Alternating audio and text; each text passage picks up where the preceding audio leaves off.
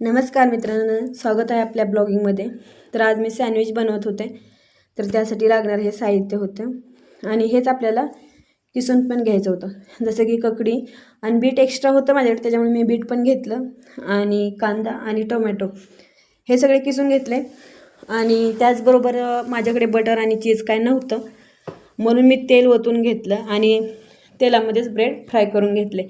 हे असं पण खूप छान लागतं, बटर आणि चीज शिवायसुद्धा खूप छान लागतं.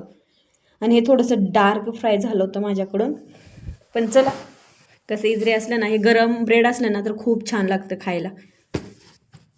आणि आत्तापर्यंत मी एवढं म्हणजे ब्लॉगिंग केल्या, पण त्यात काय मला आत्तापर्यंत कॅमेरा काय नीट धरता आला नाही.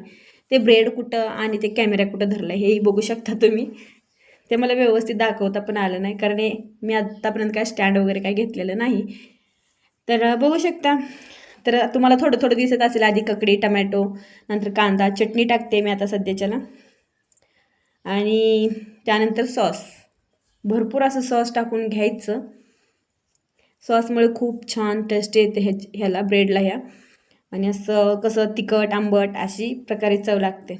आणि हा ना खूप फास्ट पण एवढं पण होत नाही बरं का, किसाला जरा टाईम लागतो. तर हे बघा, हे झालं माझं सँडविच. तर हे बघा, मला कमेंट करून नक्की सांगा कसं वाटलं तुम्हाला.